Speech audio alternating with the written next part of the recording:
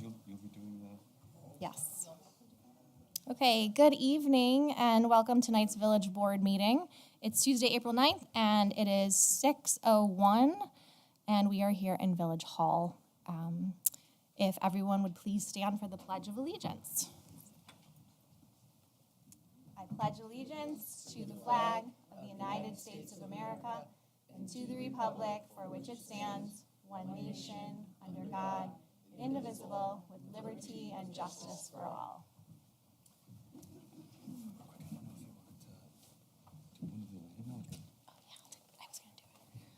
Megan, would you please take roll call?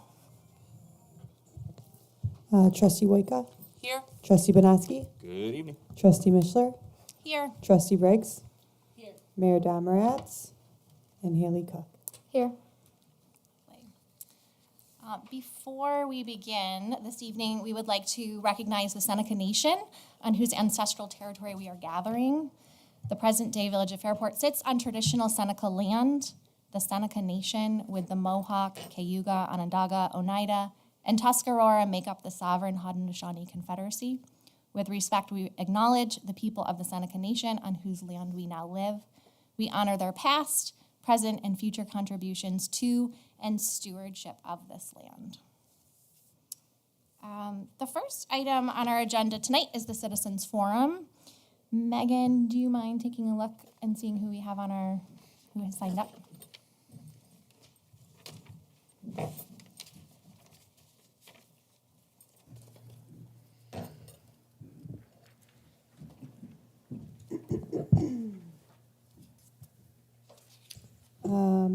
Sheila Tulloch? Ms. Tulloch, you're up.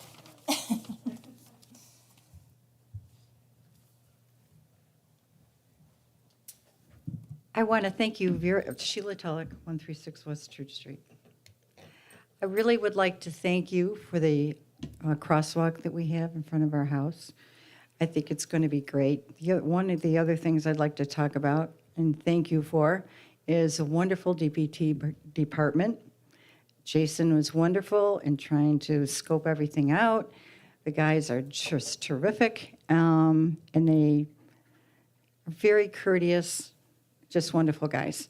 Not only for the sidewalk, but for all the things that they do around here. Being on the corner there, we see them all the time. So I just wanted to thank her for that. Seems like there was something else. That's it. Thank you very much. Thanks for sharing that, Sheila. Do we have another? Jim Tulloch. Oh, Mr. Tulloch.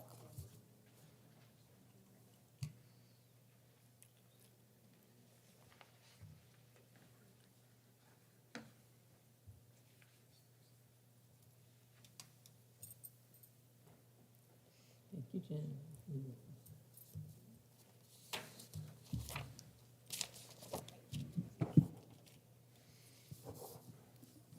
It's a big microphone. Is this new? Nice. Good evening. Jim Tulloch, 136 West Church Street. It's been a while since I've been up here. In October of last year, I shared with each board member data from the electronic speed indicators at West Church, East Church, and South Main entrances to our village. The data was from two intervals, June 13th through July 24, and July 24 through September 17th, 2023. From the data from both intervals were virtually identical, and I assured the board that there was no difference from the other intervals that I had collected since 2022, believe it or not. To summarize both data samples, from June 13th to September 17th, a total of 96 days, the electronic speed indicators counted a total of 1,219,114 vehicles entering our village. 42%, 512,027 were 5+ miles per hour over the speed limit. 14%, 170,676 were 10-plus miles per hour over the speed limit. On average, each day, 1,778 vehicles entered our village at 40-plus miles per hour. I can now report that the data I collected from October 2023 through March 2024 shows no change. It's still the same. Recently, I emailed each board member the results of my sample from February 8th to March 20th, 2024. Through a FOIL request, I requested a listing of the speed tickets issued by the Fairport Police Department from January 1st to October 31st, 2023. I asked for the date of each ticket and location. For the dates of the data I gave you, June 13th through September 17th, there was not a single speeding ticket issued. This time interval, June 13th through September 17th, represents the heart of the summer session, where school is out, the village is buzzing with activity, long daylight hours, with children out in the evening running, biking, and using scooters. Families are out and about, dogs being walked, streets being crossed, and 1,778 cars, heavy trucks, and motorcycles each day entering our village 10-plus miles per hour over the posted speed limit. Many are just passing through with little regard to our village laws and the safety of our pedestrians and the cyclists of all ages. For example, have you experienced the traffic every Wednesday evening in the summer going both to and from the log cabin in Macedon? Have you seen and heard the motorcycles coming back through in packs, hammering on the throttle, weaving in and out, and passing on the double yellow? The mayor, I'm disappointed she's not here, said last spring on Channel 8 WROC TV News, quote, "Not everybody has a car. Some people bike. Some people walk. Some people have cars. And in that same vein, I am committed to making Fairport the most walkable community in New York State." It's still on YouTube if you care to get it up. I have to ask, how does the ongoing lack of respect of our village speed laws by a significant number of drivers during the prime summer months contribute to making Fairport the most walkable community in New York State?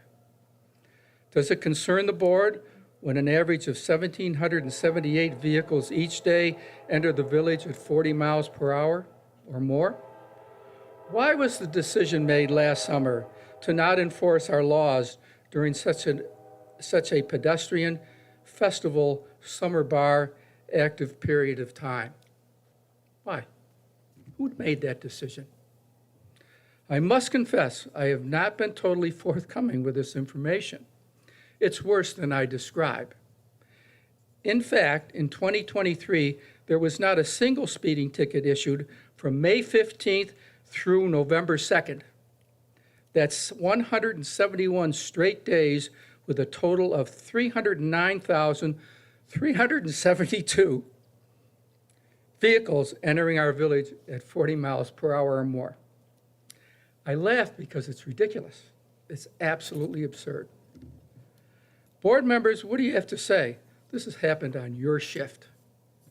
This is all on you. To conclude, I have spent the past year finding fact about traffic speeds in the village. I've shared what I have learned with the board and others of authority with the hope of raising awareness to the extent of this issue. Nothing has changed. But now I am absolutely confident that everyone of responsibility in the management of this village is fully aware and apparently supportive of maintaining the current conditions. The question is no longer what's going on, but how and why. Why does Fairport leadership choose to not expect drivers to respect our traffic laws? How can this possibly benefit our community? Does the community know the facts? Do they support the current lack of concern and action exhibited by the board? I have lots more to share, facts and history on the topic. It's not flattering. This enforcement issue goes back a number of years. As someone in the know with a long history in the village said to me when I asked him if the history of the lack of consistent enforcement made sense, any sense, he said to me, "Jim, you have to understand, it's all political." Well, that explains just about everything. I am committed to making Fairport the most walkable community in New York State. For what part of the village did that statement apply? Thanks. Thank you, Mr. Tolick.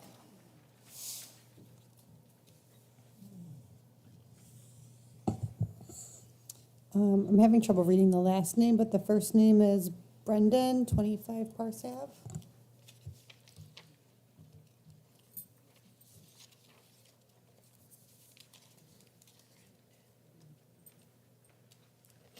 Excuse me. Hi, my name is Brendan Clare. 25 Parse Ave. I own Capane. I've been a village business owner for just short of 10 years. And I love the village of Fairport. It's been very good to me. And I just have a couple questions, comments, I guess. I know when I was at 80 North Main Street, I had to go to the planning board and I needed to have some parking waived to build the patio out in front that I did in Mr. Calabrese's old building. And that was done, and the spots that were used to waive it were for the OSED parking lot. And then I know that Tommy Burnett, when they opened their thing, they had to have some parking waived, and they had parking waived, and the OSED parking lot was used to waive those parking spots. And then we opened up the cannery, and the OSED parking lot was used again to waive more parking spots. So I guess my question is, are we gonna build a garage to stack all 3 cars on top of each other? Like, I just don't know how we can keep using the same parking lot to waive more spaces. I'm always one to believe, like, traffic is good for everybody, business is up, like, that's a great thing, but we have to keep people safe. If you're there at the end of the night, seeing people walk across the street from those parking lots, it's a very big problem. I have my 4-year-old sometimes I can't find a place to park ever, and if we're gonna waive parking, that's fine, but I just don't understand how we can keep using the same exact spots to waive more parking. It just literally is illogical, and I think everyone can see that. That's really all I have. Thank you for your time. Thank you, Mr. Clare. Can you connect him with Jill?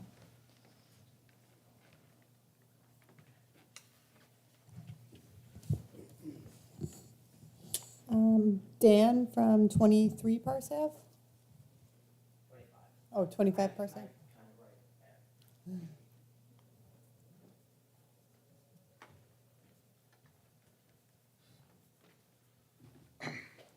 Hi, my name is Daniel D'Angelo Antonio, 25 Parse Ave, one of the owners of Tin Cup Social. As you're going to hear tonight, there's a lot of issues going on with the cannery, especially when it comes to parking. But I'll let the other gentleman over in the corner handle that.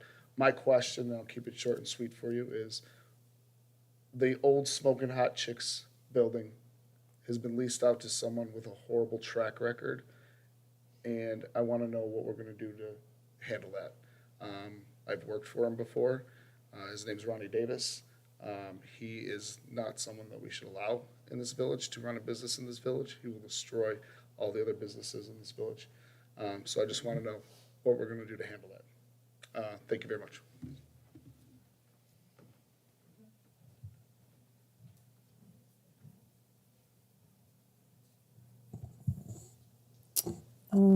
Janet, I think it's Blesser, 16 Fiora Drive.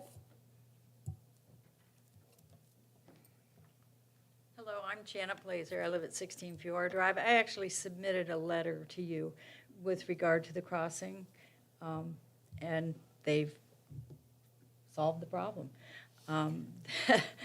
Just like that, I must have done something. No, I'm kidding. I think there's a lot of people who've worked on that crossing, and I want to just say thank you very much. It's so needed, and we're very grateful for the fact that we now have something that's going in, just looks as though it'll be completed very soon. Thanks a lot. Thank you. Margaret Frank, 44 Park Circle.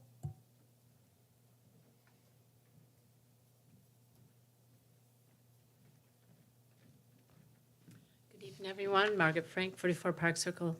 First, I want to thank, I was good to see the announcement of the Village of Fairport Facebook page about Zoning 101 educational seminar on April 23rd. That's great. I know Jill is going to do a fabulous job, and it's just a basic, what is zoning all about? Also good to see there'll be a public meeting on May 20th about the zoning code update and what it will entail. That's awesome. I think you need a bigger room, though, for that, but that's my opinion. I know you've stated that you can't answer questions during citizens' forums, but I hope the questions I'm going to bring up can be addressed at a future village board or village board working session meeting. I believe in the fall of 2023 at either Fairport Village Board meeting or Fairport Village Board working meeting, it was discussed that it would be culvert repair on Route 250 in the Village of Fairport, which would close part of Route 250 for 3 months near Railroad Street. I'm not sure how far the road would be closed. I also remember that pedestrians would still have access to sidewalks when the repairs are being done. At that time, you thought the repairs would begin the day after Canal Days in early June. I remember it was mentioned that it is a DOT project. So my questions for you are, when will it actually begin, the repairs begin? And when will there be an announcement made to village residents, businesses on Route 250 and off Route 250, and visitors to our village where the closure will be taking place, and for how long the road will be closed? Without a hard copy newsletter from the village, without a local newspaper, with 20% of village residents who don't use social media and many people who don't use the alert system, how will the closures be made known?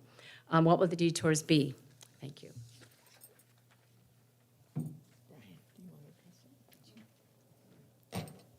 We'll have more information out there for that very soon.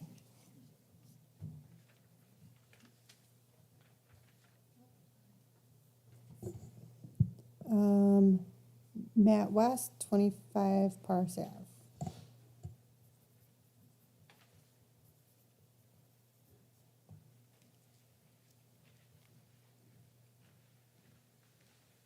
Good evening, Deputy Mayor heading today, and Hello, trustees, Mr. West. directors, if there are any present, I'm not sure. So, and of course, citizens and residents. Yeah, thanks for the opportunity to address a few things. My intent is not to criticize, but to work and together on solutions that are urgently needed. We are in a situation at 25 Parse Avenue, the Cannery with 75 North Main and a few other buildings surrounding this from Parse Ave, 111 where Iron Smoke is and Trip Hammer. These are all things that I think have been the biggest development in Fairport as of late. And it's important that these things are really gonna get done right, because they didn't. And giving up is not an option. We have to work this out for safety reasons. And I would like to also, the gentleman over there yielded some time. I have actually probably a little bit more than 3 or 5 minutes. So if I can use, like basically refer to what Don said and Brendan said, I'll actually give a few more details to give you the context. For that, I meet my readers.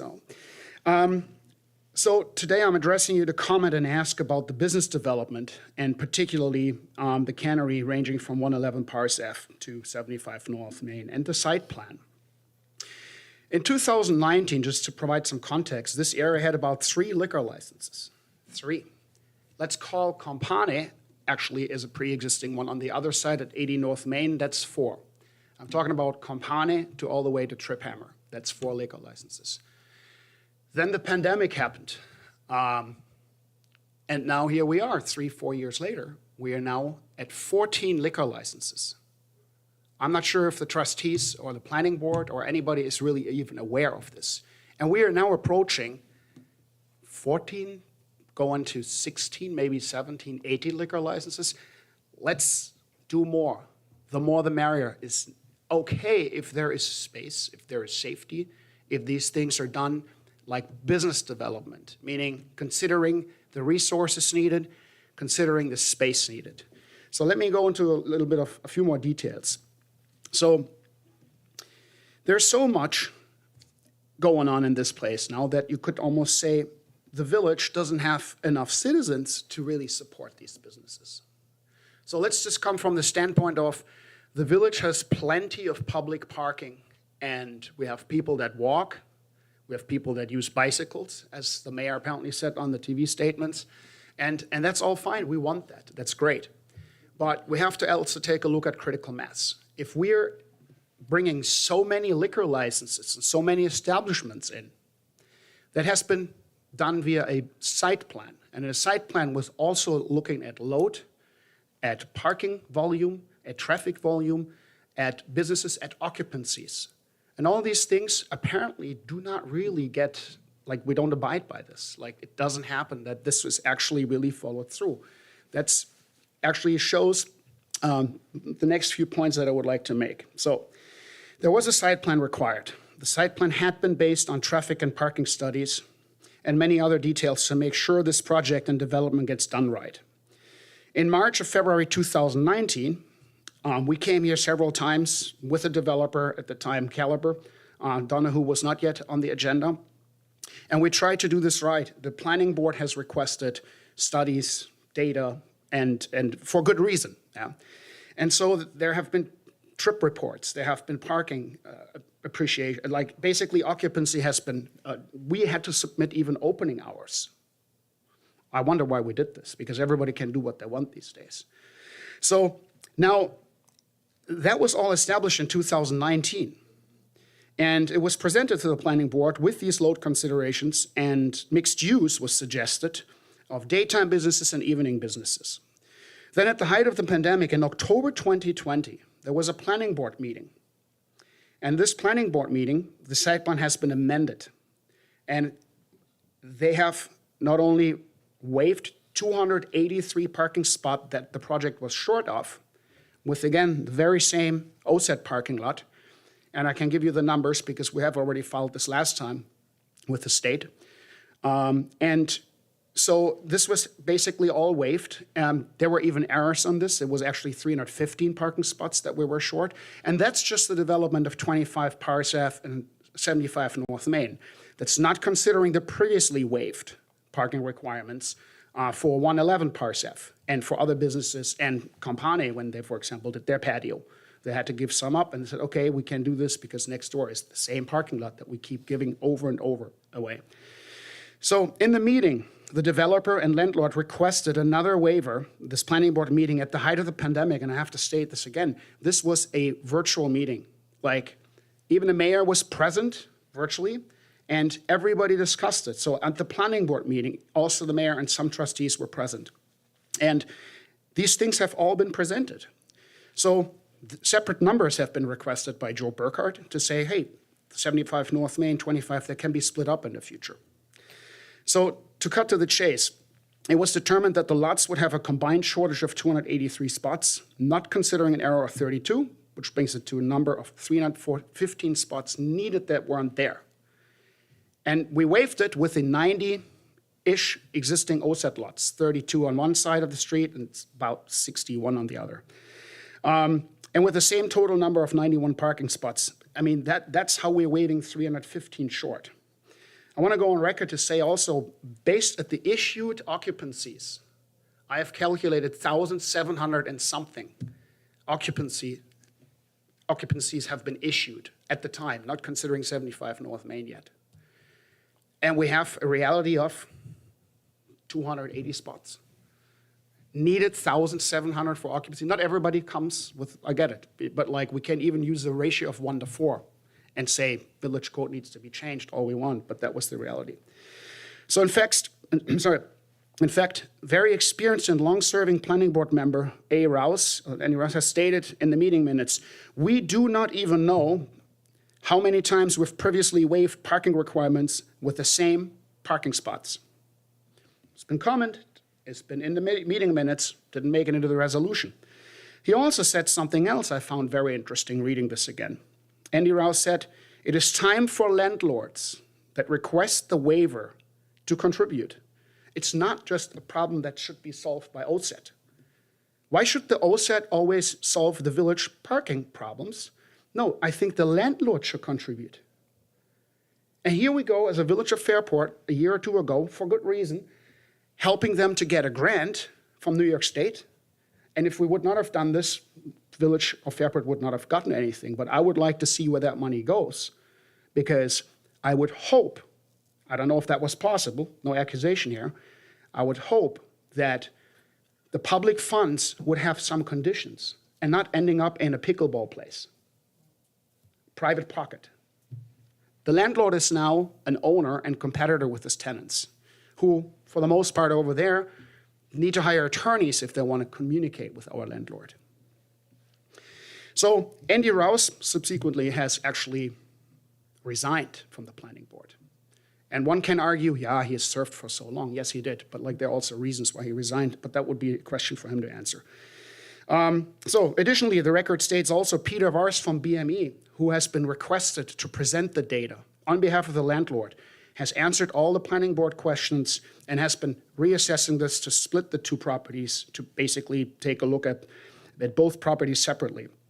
He basically said the mixed use can ease the demand for parking and traffic.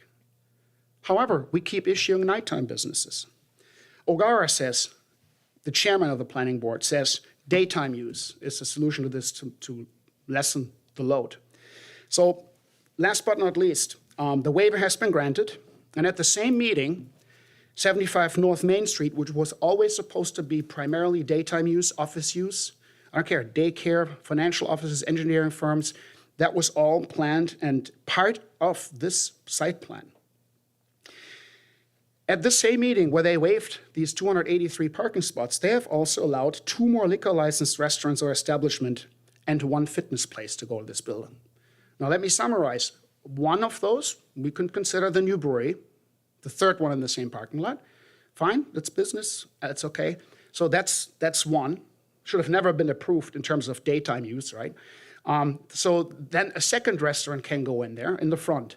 Now the pickleball place has a liquor license, has a food permit for that reason, and they are heavily loaded with patrons Friday nights from 8 to midnight, Saturday night from 8 to midnight. That's not really daytime use, is it? So, okay, let's say that's the second restaurant license. Fine, okay.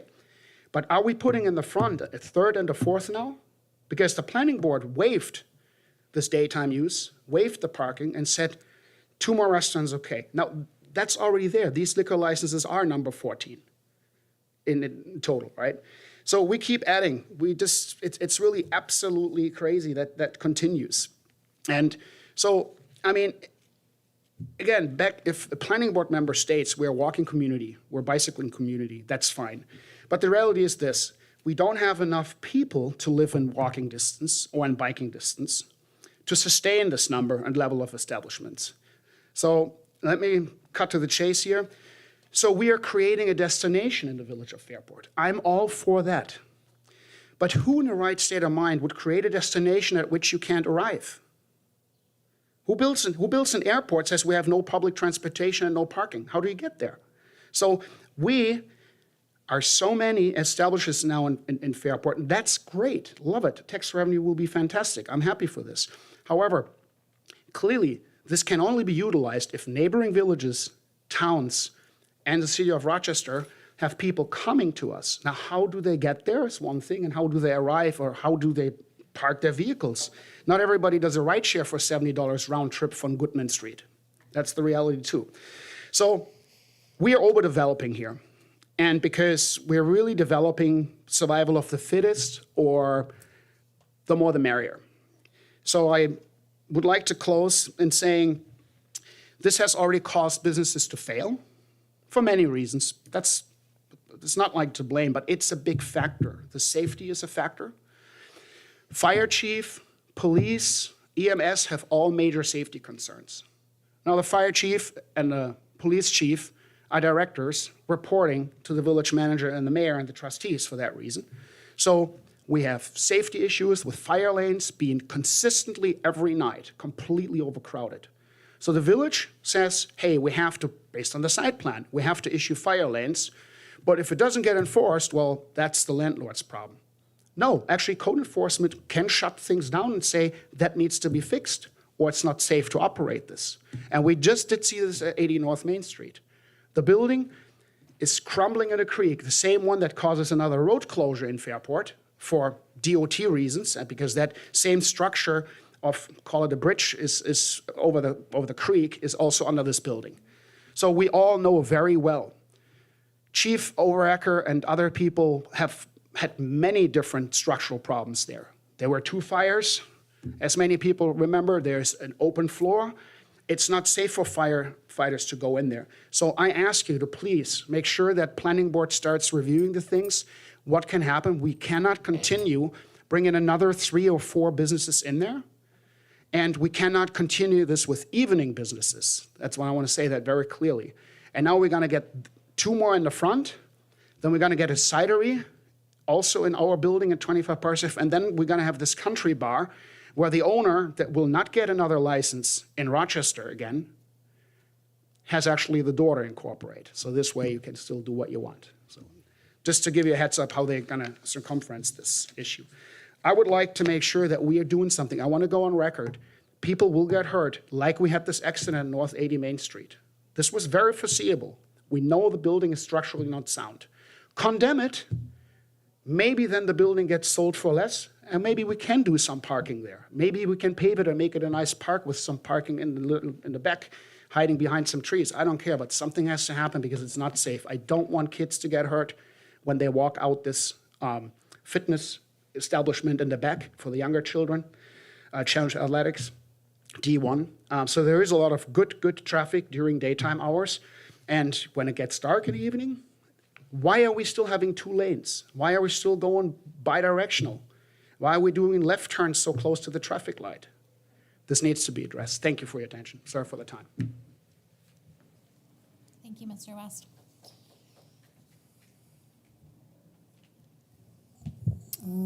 Jim Hofford, 63 Filkin Street. Hello. My first time, 63 Filkin Street, Jim Hofford, and I think I'm going to beat a dead horse. 4 o'clock in the afternoon on Saturday, I'm down at, going over to Iron Smoke. Can't find a parking spot, and I have a picture of fire lanes being blocked. I don't, do we have a fire marshal in the town? And what is his responsibility if there's a fire in there? I don't want something to happen like happened in Greece over at the, I think it was a Holiday Inn fire. Back then, I don't want to see that in my village. I do like the new crosswalk though, on Church Street. That's wonderful. I like how we have the light now, 2 crosswalks, so that works out well. But it seems awful full there every time you go, no matter what time. And I like to go there. I like to patronize. And maybe it's good because my wife makes me walk most of the time. But the parking is an issue. The safety is an issue, especially the fire lanes. I'm sensitive to that. I hope you are too. Thank you.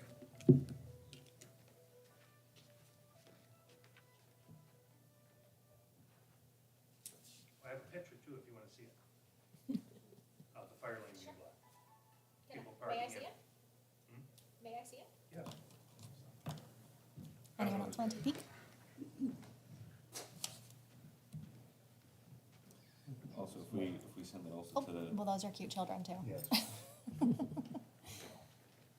Okay, And that's thank just you. walking Do you? across. That's walking across. You can also email that to Village Manager White, and he can just send it out to the rest of us as well, just so we have it as well. Thank you. Okay.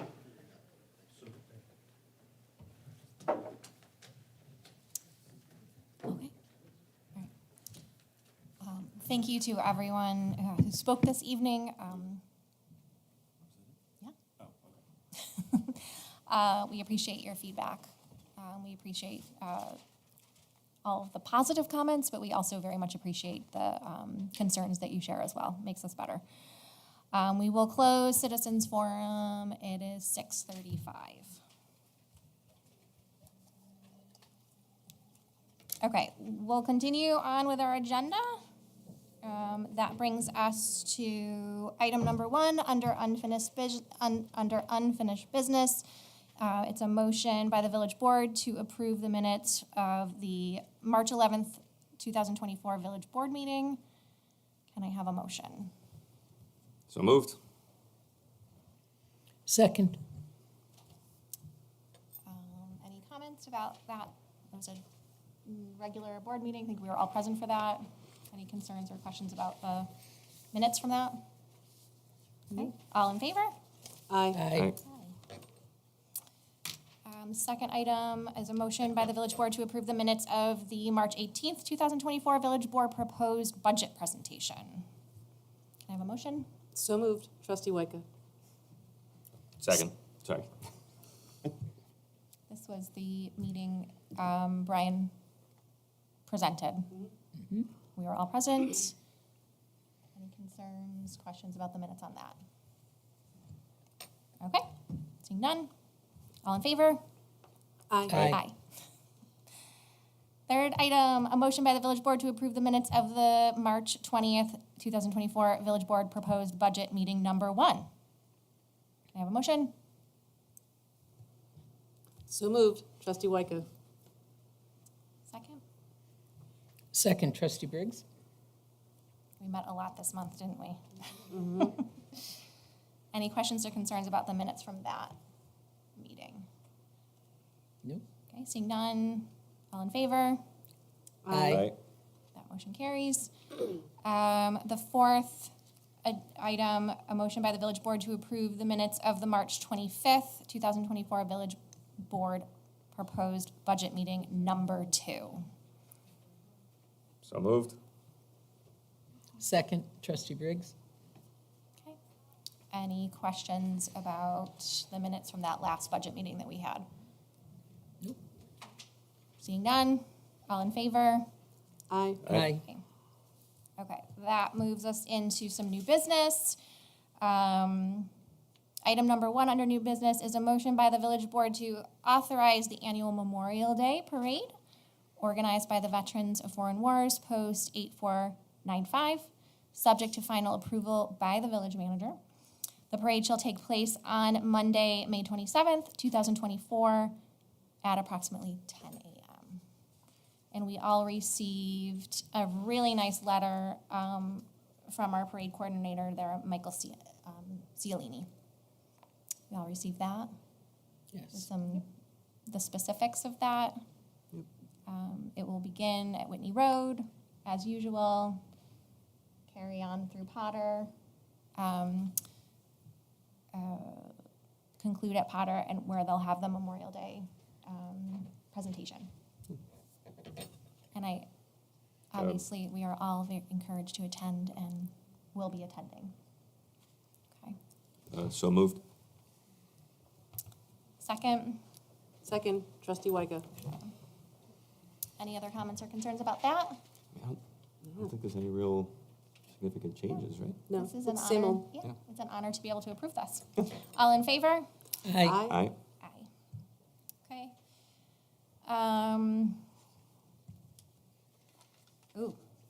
Canal Days.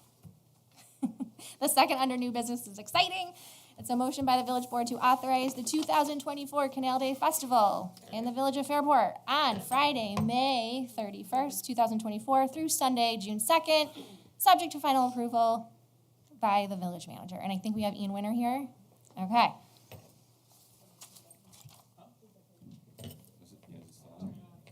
Do I need a motion? I guess I need a motion. Can I have a motion for that? Yeah, so, I was gonna so say for moved. the online, yeah. Hi, everybody. Second. So, as always, this will be the 47th year for Fairport Canal Days. I'm one of the co-chairs here. Lydia has a work commitment tonight, so she can't be here, but you should have gotten it all either email. Okay, perfect. Got it. Do you want me to read the whole thing, or not much has changed, but I'll do the high points of it. So we're respectfully asking for permission for the village to authorize the festival from May 31st to June 2nd, so that's Friday to Sunday. For Friday night, festival activities would be 4:30 in the afternoon until 10 p.m. We're requesting permission to use Fairport Junction and have Liftbridge Lane East closed Friday, May 31st, and then open Sunday, June 2nd. That'd be from Main Street over to TK's and Donnelly's, like every year. Vendor and resident and local business traffic on that street would obviously be permitted in and out with supervision of Fairport Police and STS Security, who we used. Different STS. There's two STSs. One's a bad one. One's a good one. This is a good one. Good to hear. They'll help out with traffic control and all that. Obviously, we've been communicating with fire, police, and ambulance like every year for this effort. We request permission on Thursday to set up canopies throughout the village. This would be May 30th. I believe the permit apps have already been submitted by Nicole. If not, you're going to get them any day now. We'd ask that parking not be allowed in Fairport Junction after those establishments close. So Thursday morning, we can have McCarthy's tents come in and do the big main festival tent and all that jazz in there to set up for Friday for the chicken barbecue. Where are we at here? We also asked that no parking be allowed Friday for the north and south sides of Liftbridge Lane to Main Street. Just, help keep accidents from happening, big trucks coming in and out for setup and whatnot. Nobody wants that. No parking signs posted as needed by Fairport Police. Chicken barbecue will start at 4:30 p.m. in the junction. Entertainment on the stage will be from 6 to 9 p.m. Saturday and Sunday, the event would be June 1st from, Saturday. Mr. Winter, is there alcohol on that Friday night as Fri- well? So, yes, I do have a section strictly on alcohol. So I Okay. can- Yep. Perfect. For Saturday, the event would be 10 a.m. to 6 p.m. For Sunday, it'd be 10 a.m. to 5 p.m. We'd be requesting permission to use Main Street from Church Street to High Street, Village Landing parking lot, Kennelly Park, Fairport Junction, East and West Liftbridge Lane, Railroad Street, East Liftbridge. Can I just say the whole village minus the neighborhoods? East Liftbridge Lane, the TKs, North Main Street public parking lot, and the parking lot behind Bank of America. I've had a couple meetings with Brian. We've been in communication a lot. Obviously, there's a lot of development over there. We've spoken with the new Starbucks landlord, and we're all in communication on what's going to be available and what's not. Obviously, we don't want any miscommunications with everything going on over there. Artisans will begin setting up 6 a.m. Saturday morning in all those locations. The Canal Days Committee and our volunteers will be around the entirety of the festival Friday through Sunday, monitoring setup, making sure everyone's in the right locations, no one's blocking traffic like they shouldn't be, all that jazz. We will be returning a shuttle service this year. It's going to be running from Minerva to Land, and we'll be dropping people off at the west entrance of the Village Landing parking lot by the Dollar Tree.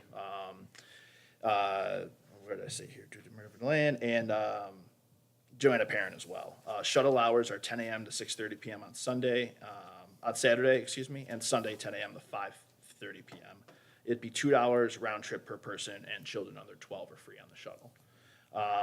We've also communicated with a lot of the churches and whatnot to help us out with parking as needed. Obviously, the village, everyone kind of parks in the side streets and whatnot. And we talked about parking a lot tonight, so we'll just keep going there. Road closure requests, permission from the village to close Main Street from Church Street to High Street for both Saturday and Sunday during festival hours. This would be approximately at 9 a.m. and then would reopen approximately 60 minutes after the event each evening for vehicle traffic. That'll be closely monitored by our security team, the Canal Days executive team, and STS Security to make sure all vendors are picked up out of the way before we start letting traffic up and down 250. The duck race, permission to again hold the duck race that benefits public art. That would be Sunday afternoon at 3 p.m. We'd be working with Canal Corp, the Dock Master, and the Colonial Bell, just to make sure everything's coordinated with the bridge and boat traffic and all that stuff. All right, Canal Nights. So we're requesting for the 12th year, there'd be Saturday night activities for Canal Nights. This would be June 1st from 7 p.m. to 11 p.m. For alcohol, this would also pertain to Friday night's chicken barbecue. This would be Liftbridge East from Main to TK's will remain closed during the evening for Canal Nights just because there's a ton of people. We don't want vehicle traffic in there. We request permission to serve beer and wine at this event. We have trained volunteers for both ID checking and pouring. It would be a gated event, wristbands handed out to those above the age of 21, closely monitored by all points of egress by Fairport Police and STS Security. Certificates of insurance have been provided to the, with our village alcohol consumption permit with the application. And then final page is just list of everybody and our main points, our contact info here. And then, I think all permits have been submitted, but if not, you'll get them shortly.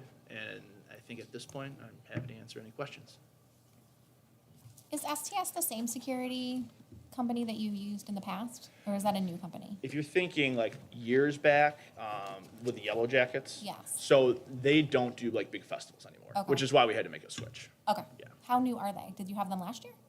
So last year we had this STS. Okay. 2 years ago, we had a different STS. Oh, that's what and you're referring Then to. there was a lot of miscommunication, so we Okay. don't want to go back to them. Okay.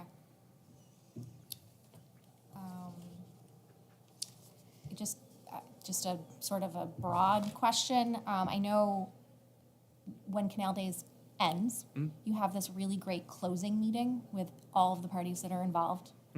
I think Brian attends it, like, kind of reflect on sort of It's an what went internal well. meeting we do Oh, here. internal, okay. about Yeah, I think we should have Kind of a an debrief. after report, we get together and talk about Okay. the challenges, great things, bad, things that we can work Have on, things we can things- improve.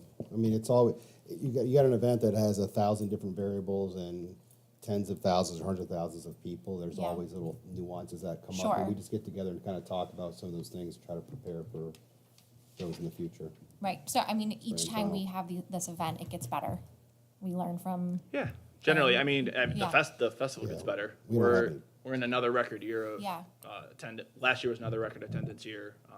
We have a record number of artist applications again. It's a problem. We don't have the space for everybody. But yeah, I think, in this particular role, I was at a wedding last year. I do remember hearing that. So, but like Brian said, anything major, we talk about it and make sure, we make adjustments moving Sure. forward. Okay. All right. Any questions? Well, first off, I'm glad you touched on coordinating with the Bank of America site, because that was one of the first things I was running through. It's Yeah. like, well, hold on a minute, we was sure there's an easy solution, just want to make sure we touched on it, so glad to hear that. If I understand here too, right, it's these different parking lots, is it at all the different parking lots you're looking to start setting up on Thursday, or just? No, Thursday would strictly just be the junction parking Okay. lot, because that's where the main festival tent is, Right. and the beer trucks and all that. That has to be set up ahead of time. Okay, All the other spaces would be just vendor, like the artisans, and they set up Saturday morning. okay, Yep. okay. It's a well-oiled machine. Yeah, I mean, I can't take credit for it. It's been 47 years. I'm 32 years old. And everyone looks so forward to this event. So we are really appreciative to all the planning and hard work that goes into Thank you. this terrific event. Trust me, there's a lot- 47 years. A lot more people than, just Lydia and I. And this but is year 2 of you leading this, correct? I guess, yeah. Yeah. So Yeah. nice job. Thanks. Appreciate it. You came back. Well, I've been doing it since 2006 was my first volunteer. I was 12, so it's exciting, but That's really cool. yeah. I have a couple questions. Anything else? Trustee Briggs? I know we've been talking about the, like, in-kind contributions that the village does for all of our many festivals. But it's also been brought to my attention that the village bills the festivals for things. I mean, occasionally, to be honest, it's never been a major point made to me. I know. Okay, I was I just guess, curious about yeah. that. I've heard that come up in conversations with other people at different meetings. Yeah. Okay. And I can't assume anything, but the village public restrooms will be closed. And you'll have handicap accessible, Porta potties? yeah, Yes, plenty of them. awesome. Was there any discussion about a way to keep the public restrooms open but monitored closely? Because that's our concern. So. Was there a discussion around that? Brian and I talked about that, Okay. and it kind of turns into a point where we don't want to stick up, we're not going to make a volunteer who's not paid sit there and babysit a bathroom. That's just who wants to be on latrine duty. So it just makes sense from a festival standpoint for our people, for a logistics standpoint for the village to just close it. They're not. Brian told me about it. They're not made to handle that. It's 250,000 people over 3 days. Like, it's not made for that. So, that shouldn't be a problem. And it's posted, and people will complain. It's what people do. But at the end of the day, there's a million porta potties around, so. I also had that same question about the bathroom, so it's good that we know now. Thank you, Mr. Winter. Looking forward to it. Everyone good? Yeah. Oh, Lee, I'm sorry. Hi. Thank you so much for all your work on this Canal Days stuff. It's awesome. It's one of my favorite festivals of the year. Awesome. My question is regarding the closure of Lift Bridge Lane East to traffic Yes. on those days. What kind of provisions, I know you mentioned provisions for residents and businesses, like what provisions so that people going back and forth to get their pizza or going to the bookstore or whatever, or residents just trying to go home, like what is exactly the plan for those folks? I don't know the specific details, but I do know security and the police department have a kind of a manifesto of, tenants, residents, business owners and they see them come and go throughout the day. I do believe it's for TKs, they just have you park there at, I think Water Street by Donnelly's. Just, it's a very short walk to go get your pizza. Because at that point, you're just running a risk of, you can't have 20 cars an hour going in there. Someone's going to get all screwed up. So, but there's always people stationed at every entrance. So someone who needs to get in always has somebody to talk to and kind of explain the situation. If it isn't a tenant or a business owner or a resident, all the police and the security team have our cell phones, and they'll call the Canal Days Exec Committee, and we'll kind of figure out what's going on and whether they should be allowed in or not. Is there a way to mark their cars or give them a specific pass to go up and down so it's not like a questioning and you're not having to get on the phone to get a hold of people? I Yeah. don't know if that's been done in the past. So or... I will double check. I'm not 100% sure. I do know from a conversation I overheard a couple years ago, the concern with that is you give someone a pass, they give it to their buddy. And Right. then their buddy decides to go have a few pops and then drive home and hits a Make tenant. bad choices. Yeah, exactly. So that kind of turns into, passing the ID back sort of situation. Right. Thank you. Yeah. I had one last thought. Yeah. Last year during Canal Days, the lift bridge got stuck up. Did you hear about that? I didn't. I was wearing a yarmulke, putting my So buddy up I in a don't know chair. if this has ever happened in the past, but what caused that to happen was a resident walking with the gates down actually caused the bridge to become, it went off balance, and as soon as it goes off balance, it gets stuck. A resident? So I want to talk to the know engineer of that bridge. Was it Scarecrow It was- Fest? So at the railroad tracks and the bridge, we do have Yes. security there It with really ropes did. to make sure people don't go across. Yeah. I And wasn't it was here. stuck up for almost an hour. Do you remember that, Brian? Yes, I talked to him on the phone. Okay. So It's stuck Was up. it Scarecrow Fest?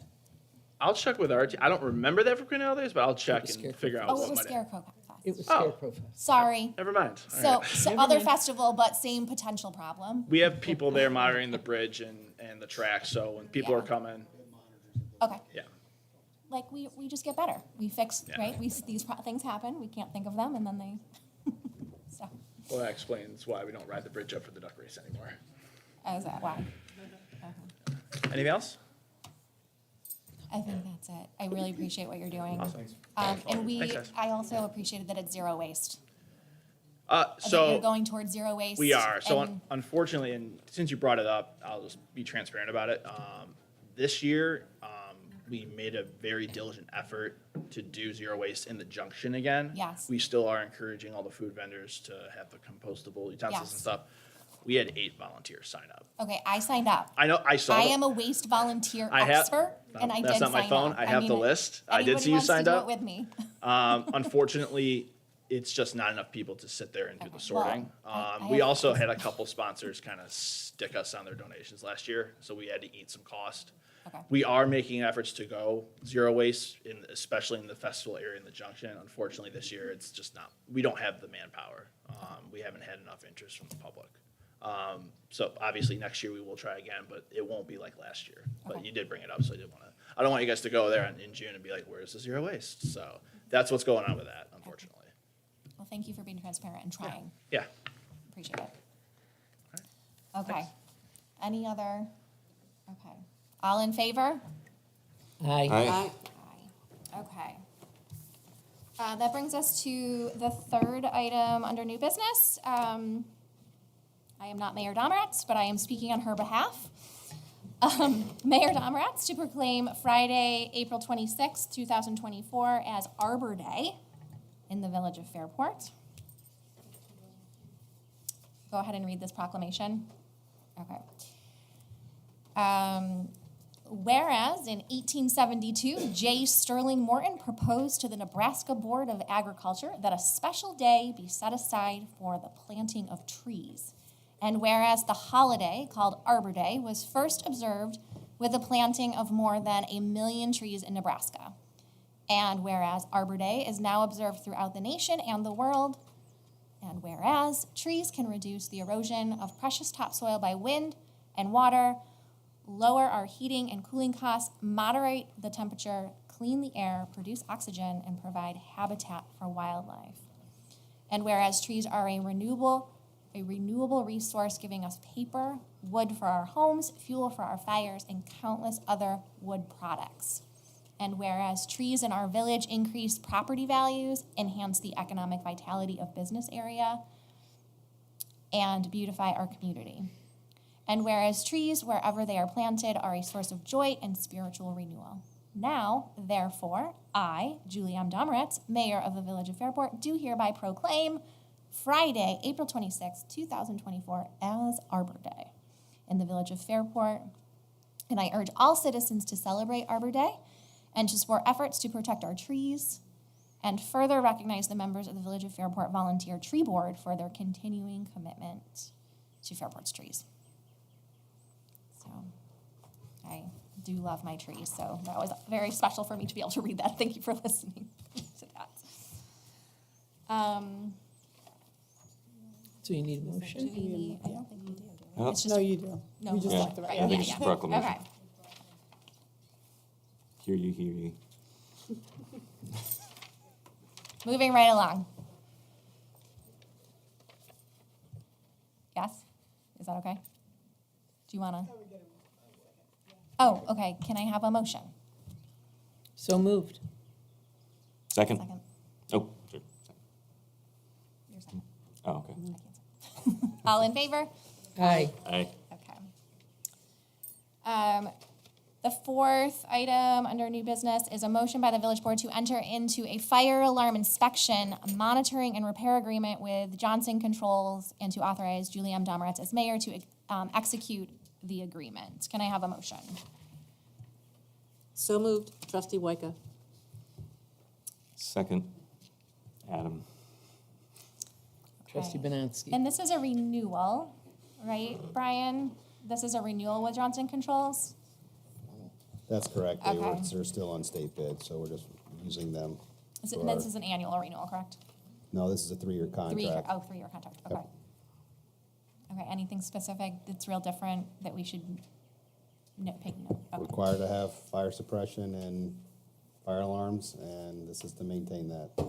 As you can see throughout the building, you'll see the red caps because they're not active yet, but those will come off. But the entire building was rewired from the basement up to a brand-new system, very large project that made going through probably every single wall in this village that's concrete and breaking holes through it. I mean, it's been a project for quite some time. So all of those are now, they're fire suppression heads and fire alarms, but they also do dual duty with carbon monoxide detection. Everything's all in one now, and everything is controlled and goes and ties into our electric operations center where everything is housed and so forth. So it's a quite robust system that we installed.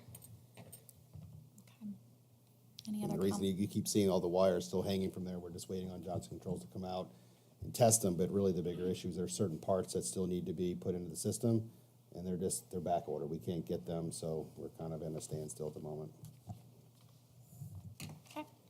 All in favor? Aye. Aye. Aye. Anyone opposed?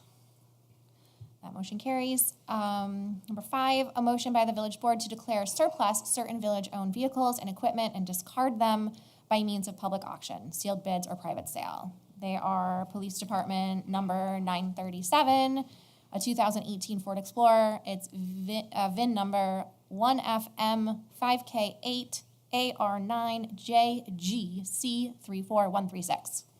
And Department of Public Works vehicle 2012 Ford F-250, VIN number 1FTYBF 2B67CEA 82367. And these have just reached high mileage, ready to. Yeah, they're just on a replacement schedule for Okay. renewal. Any questions or concerns? So moved. Thank you. Oh, and a second. Second. And any questions or concerns? Okay. All in favor? Aye. Aye. Anyone opposed? Okay, that motion carries. A motion by the village board to authorize the clerk treasurer to transfer cash proceeds totaling $44,325.51 to the general capital reserve arising from the additional state aid reimbursement under the New York State Touring Routes Program for the 2023 street rehabilitation program. So moved. What is it? Second. Second, trustee Briggs. And this was work that was done and completed. We submitted. Yeah, we get certain amount of funds through the state every year through CHIPS and touring funds and Pave New York funds, those types of things. So when it's we complete work, we want to make sure that we take advantage of those allotments and their reimbursements. So when we get down generally with the seasons and we get our paperwork together, we'll submit to reimbursement with pictures in the application and the invoices associated with the work. And that you're just seeing that in here now and showing that money coming in. Okay. Good to get that reimbursement check, huh? Well, Before- this is before it's coming not in, there and this anymore. is just recognizing the money and then giving us permission to put it toward the capital reserve, right? It says additional. Yeah, so throughout the resurfacing season, when we get the invoices, we do our best, like, is this gonna be submitted for reimbursement, or do we have to use local funds? And at the end of the season, they do a comprehensive review of everything, and we're able to submit more than we had thought. I mean, we actually got a lot more money than this. This is just the amount that we paid out of our reserves, so I wanna reimburse the reserves for that exact dollar amount, because we got chips instead. Okay. Makes sense. So we spent it and they gave us more. Yeah, we were able to commit more than we thought we were going to be able to. Okay. That's great. Okay. All in favor? Aye. Aye. Anyone opposed? That motion carries. Number 7, a motion by the village board to accept the March 2024 financial statement for the Village of Fairport and the January 2024 financial statement for the Fairport Municipal Commission. So moved, trustee Briggs. Second, trustee Wyka. Megan, do you want to give any highlights? Anyone? I noticed that our interest and earnings were up Yeah, I by mean, it's all in the 231%. report. That was good. Some of the stuff out of the ordinary, in the general fund, there was a lot of one-time, or not one-time revenues, but once-a-year things that we got. We got our fire protection, check from the town, that was a big one. We got our workers' comp refund, that was a big one, so. And the snow removal on the expenditure side was only at 24%?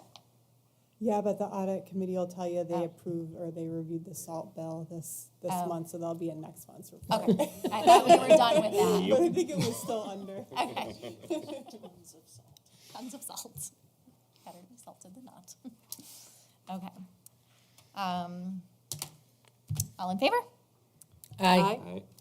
Anyone opposed? Okay, we're getting there. A motion by the village board to authorize the payment of the audited bills. So moved? Or So I have a moved. motion. Trustee Wyka. Sorry. Second. Okay, and any, I had one question that maybe you Question? guys could answer. Okay. It was a one-time expenditure under Waldo.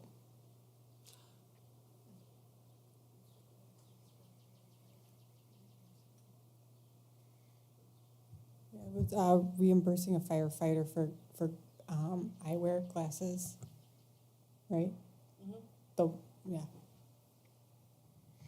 I just wondered, because Chapter Books and the Village is also doing their Where is Waldo again this summer. Oh, No, we yeah. did, yeah, we kept thinking of And, that all you week. know, it's, you go visit all the, it's a wonderful way to bring the community together, and it's just like, Waldo? Name of fire glasses. Good to know. We appreciate the trustees who audit those bills every month. Thank you. Thank you. And yes, the salt was in there. Oh, All the salt. good job. Okay, number 9, a motion by, Wait, we have, I think we have to. oh, sorry. All in favor? Aye. Aye. Anyone opposed? Okay, that motion will carry. Okay, number 9, a motion by the village board to amend the previously approved amount of $60,000 to pay health and dental insurance premiums paid in the month of April to $48,906.04. A motion, So moved, Trustee Briggs. and a second. Second, trustee Waika. This is our routine. Any questions or concerns? All in favor? Aye. Aye. Anyone opposed? Okay, that motion carries. Number 10, a motion by the village board to authorize the clerk treasurer to pay health and dental insurance premiums for the month of May in an initial estimated amount not to exceed $60,000, subject to audit and amending authorization by the village board at their regularly scheduled May meeting. A motion? So moved, Trustee Briggs. Second? Any questions or concerns about that? It's pretty routine. All in Yeah. favor? Aye. Aye. Aye. Anyone opposed? Okay, that brings us to our announcements and committee reports. Is there anyone dying to go first? I know Haley wants to talk. She was just in Albany. Do you want to go? Do you want to start, Let's do Albany? that. Let's Do you I wanna can start us off. Okay, so, go, Haley. This past week was my spring break. At the beginning, I had the pleasure of shadowing Assemblymember Jen Lunsford for Monday and Tuesday. Tuesday and Wednesday. It was an amazing experience. She showed me around the Albany Capitol, and we got to go in the Legislative Office Building, and she actually introduced me to session with all the other Assembly members there, and she did mention that I am a member of the village board, so we got a little promo in there. I learned a lot about bills and the debating of it, and she shared with me how different from our DC Capitol, bills in our Albany Capitol are only put on the floor if they are going to be passed. They rarely pass bills, or they rarely put bills on the floor that don't have a 100% pass rate, which was interesting. I met her staff, who were lovely, who actually one of her staff members is someone who is on the Parrington Democrats. So that was a fun connection. But I had an amazing experience with her, and I would love to do it again. So if you have any questions, I can answer them. But Thank you for sharing that. you're welcome. Awesome. I also want to acknowledge we have some people in the audience tonight that are potentially interested in the student representative program. So we hope to continue this program after Haley graduates and moves Absolutely. on and leaves our board. But it's definitely been a beneficial opportunity to have you, and hopefully we're reciprocating and giving you a benefit as well. You definitely are, yes. Okay. Anyone want to go next?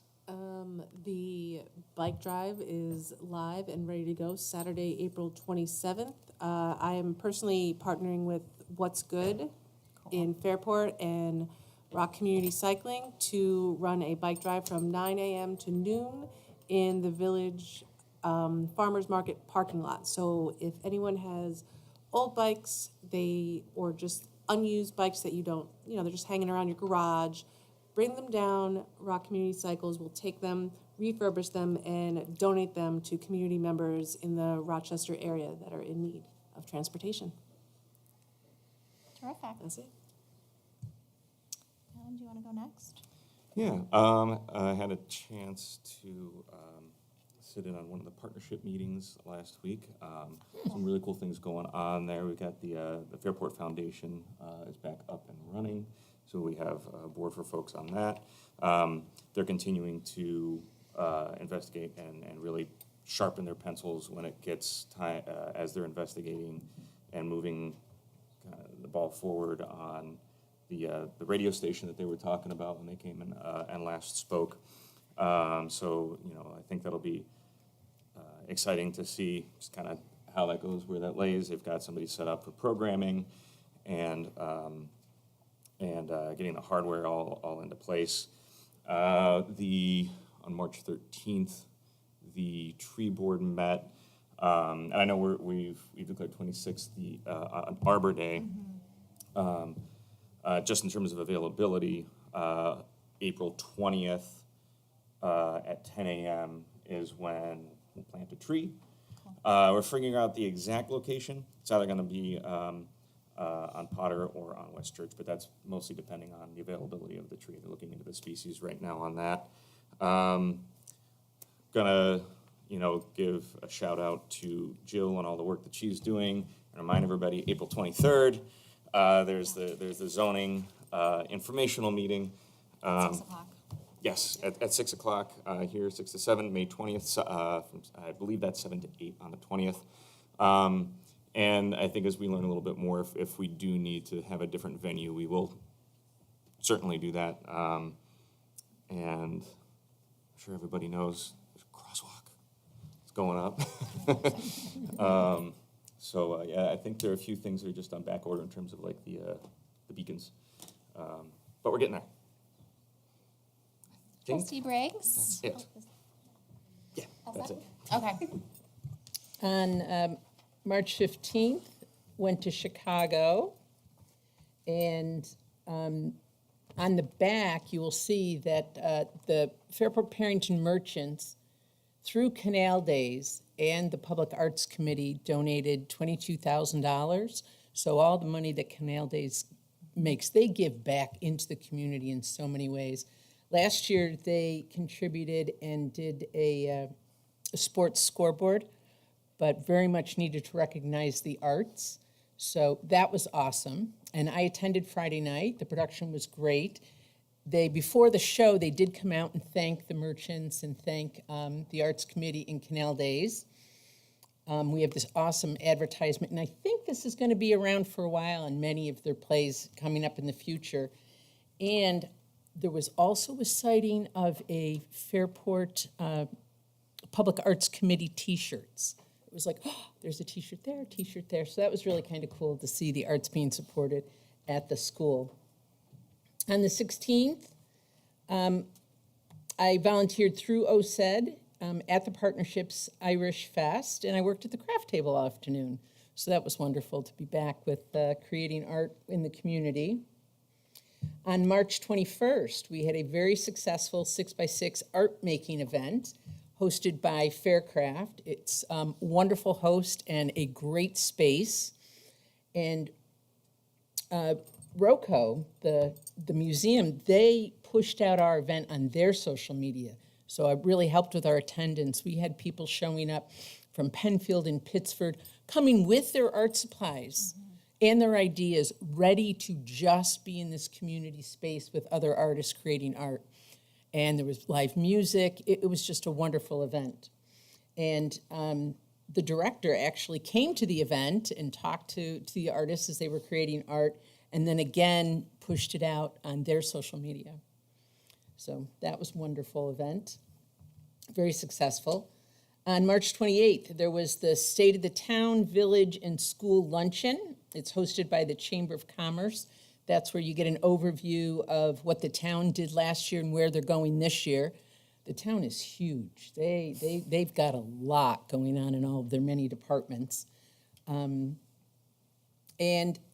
hosted by the Chamber, I don't know if I said that.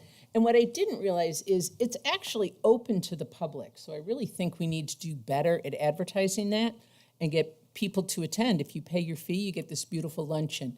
It seemed to be a lot of business people and a lot of political people, but it really is open to everybody to come and hear what is actually going on in your schools, in your village, in your town, and how everybody's working together. And then this Thursday, there is a joint meeting with the Public Arts Committee and the partnership design team. And that's going to be at BME, and we're going to have our first meeting in how we can work more collaboratively and support each other for the betterment of public arts. Because the Public Arts Committee was actually formed in the partnership and then came into the village. So looking forward to that on Thursday. I just want to jump in again. I just want to say I also saw Chicago, and I thought it was fantastic. Wasn't it though? And I thought the actors and the crew did an amazing job. And I think it just shows the talent in Fairport. But I thought it was great. I'm glad we clarified that, because for a second I thought you were saying like somehow an advertisement actually ended up in the city of Chicago. When you No, said Chicago, I was like, school whoa. musical this year. The school musical Right. was Chicago. Right. Sold out every night. The talent we have that's nurtured through the schools, starting with our community arts and our theater programs right here, on Railroad Street on up. It's phenomenal, and it really shows when you get. I ran into some friends, and they're like, I feel like I'm on Broadway. I mean, they're that good. Absolutely. Absolutely. I don't think we can close this meeting without making a comment about the eclipse yesterday. While it was slightly disappointing that we couldn't really see the actual eclipse happening, it was incredibly, I think, special to witness the sky go completely dark at 3:20 in the afternoon in our village. And I feel like it inspired a lot of our community members to just think more about science and have more curiosity about the world around them, which I think is always a really good thing. So I thought it was pretty cool, and there was just so much energy in our community around this event, which is cool. The partnership. We've heard partnership a lot tonight. They put together a time-lapse video from the Parker Street Bridge so that you could see the total eclipse happen right here in our village, which I thought was really cool. So, And they also did a pop-up welcoming Yes, people. yes. It's like and if the we're going to have. VFW had an event too yesterday. So it's like if people are here, yeah, we have I an mean, incredible community. The VFW. Oh, yeah, it was yesterday. So, and I should give a shout out to our all of our whole village. We stayed open yesterday. Brian, you were open yesterday. Meg, you were open yesterday. Everybody else was closed. So thank you for continuing to keep the doors open and everything running and working. Yeah, We and all the appreciate- preparation. and all that the police and preparation. the emergency vehicles. Everybody's Yeah. been preparing for There was a lot of preparation. prior to anything happening. So thank you. And board, thank you for working through the kinks with me on this. You did an awesome job. Deputy Mayor Mishler running the Deputy. meeting. So I have nothing further. Do we feel good about this? Oh, we better do that. Oh, and we will be approving this budget soon, right? We hope to approve the budget soon? Yeah, probably the work session. Okay. What, April 22nd? Okay, so our upcoming village board meeting, the work session is April 22nd at 6 PM, and then the next village board meeting is May 13th, Monday, May 13th at 6 PM. So always welcome to join us for either one of those. Public forum, remember, is just at the village board meetings, not at the work sessions. Meetings are held right here in Village Hall, and with that, can I have a motion by the village board to adjourn? So moved, Trustee Briggs. Second, Trustee Wyka. All in favor? Aye. Aye.